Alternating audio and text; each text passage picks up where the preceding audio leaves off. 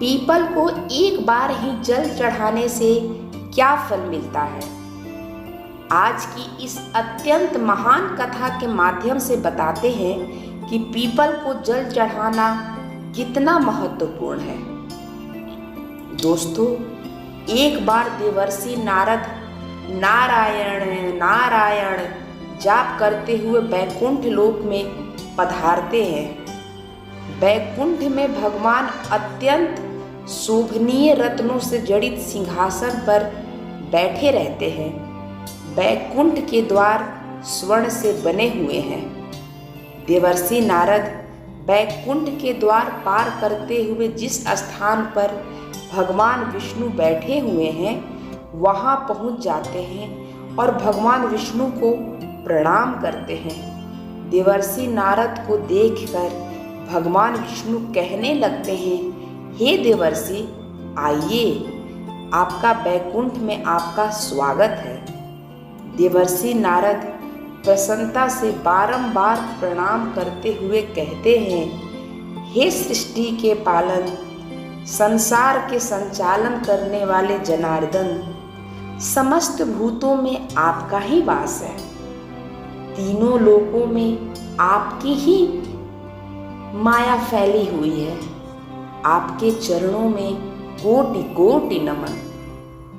भगवान विष्णु मुस्कुराते हुए कहते हैं, देवर्षि, आज आप दुविधा में दिखाई दे रहे हैं। अवश्य ही आपके मन में कोई शंका उत्पन्न हो रही है।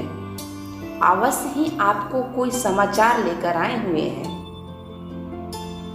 देवर्षि नारद कहते हैं, हे प्रभु, आप तो सर्वज्ञाता हैं। तीनों लोकों में निवास करने वाले सभी प्राणियों के अंदर आपका ही वास है। आपसे कुछ भी छुपा हुआ नहीं है। प्रभु, आज मैं बैकुंठ किस कारण से आया हूँ ये भी आप जानते हैं, और आप ये भी जानते हैं कि मैं किस कारण से चिंतित हूँ। भगवान विष्णु कहते हैं, हे देवर्षि, मैं जानता हूँ कि आप चिंता में क्यों हैं और आपकी अवस्था को भी समझता हूँ।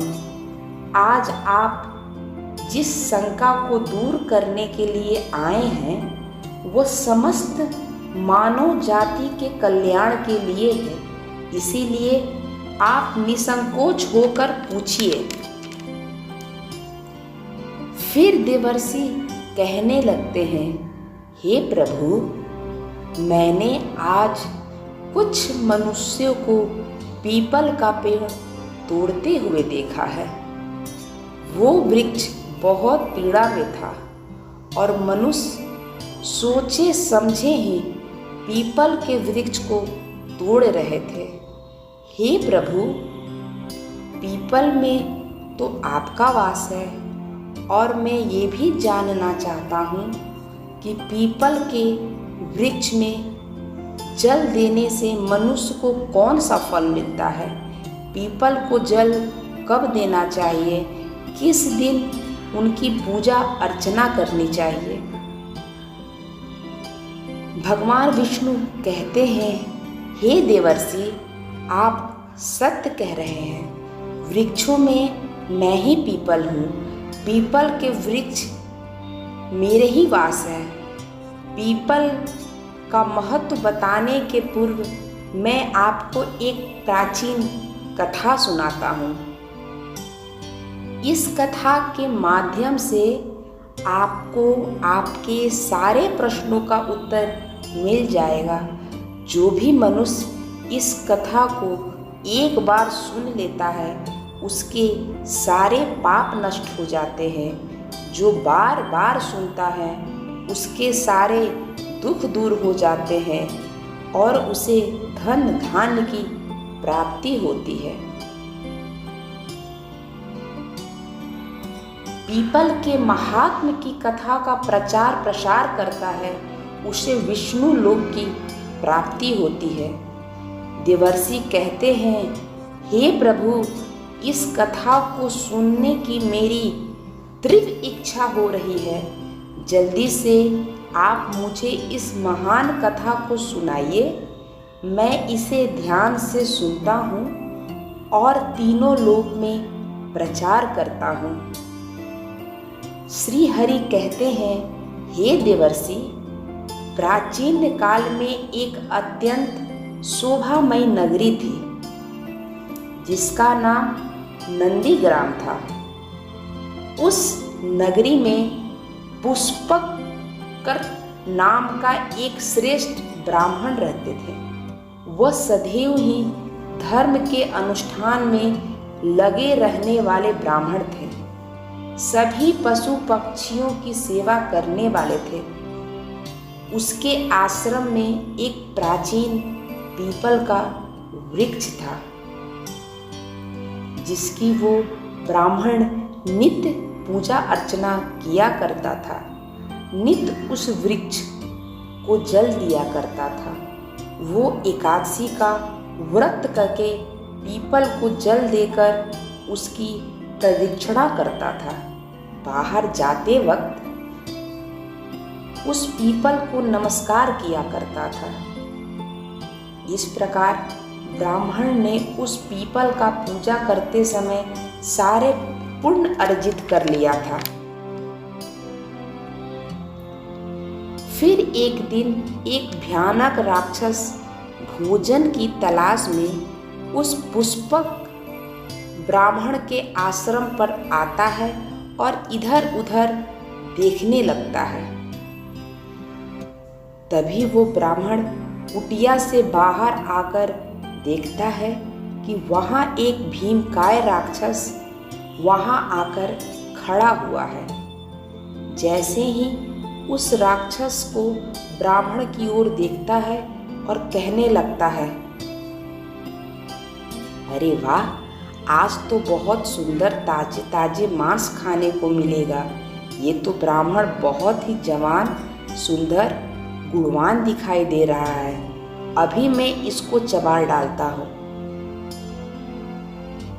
उस राक्षस को देखकर ब्राह्मण बिल्कुल भी भयभीत नहीं होता है और उस राक्षस से कहने लगता है, हे राक्षस, इस गरीब की कुटिया में तुम्हारा स्वागत है। तुम बहुत भूखे दिखाई दे रहे हो। कहो, तुम्हें भोजन में क्या दूं? ब्राह्मण ने इस प्रकार का वचन सुनकर वो राक्षस आश्चर्यचकित में पड़ जाता है और सोचने लगता है, बड़े आश्चर्य की बात है, ये ब्राह्मण जरा सा भी मुझसे भयभीत नहीं है। यह अवश्य ही कोई तपस्वी दिखाई पड़ रहा है। तब वो राक्षस कहने लगता है, हे महात्मा, आप कौन हैं और आप इस वन में क्या कर रहे हैं? आपको मुझे देखकर बिल्कुल भी डर नहीं लग रहा है। तब वो ब्राह्मण कहते हैं, हे राक्षस, मैं भगवान विष्णु का भक्त हूँ।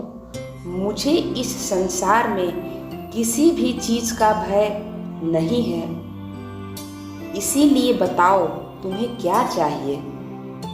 तुम्हारी जो भी इच्छा हो पूरी की जाएगी।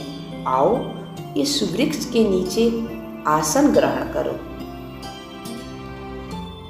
तब वो राक्षस जैसे ही उस वृक्ष के नीचे जाता है, उसका शरीर जलने लगता है और तुरंत ही उसकी मृत्यु हो जाती है और एक दिव्य मनुष्य उस राक्षस के अंदर से बाहर निकल आता है। उस मनुष्य को राक्षस योनि से मुक्ति मिल जाती है।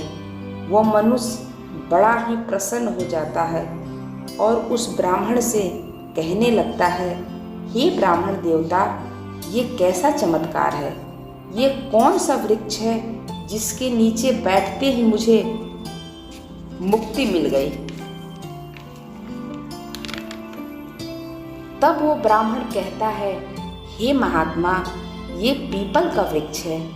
यह साक्षात विष्णु का रूप है। यह सभी पापों को नाश करने वाला वृक्ष है।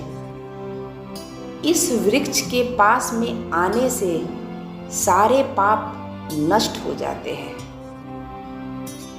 फिर वो दिव्य मनुष्य स्वर्ग की ओर जाने लगता है। फिर एक दिन यमराज अपने दूतों को बुलाते हैं और कहते हैं, हे दूतों, तुम जाओ और नंदी ग्राम में निवास करने वाले पुष्कर नाम के ब्राह्मण को पकड़कर यहाँ लाओ।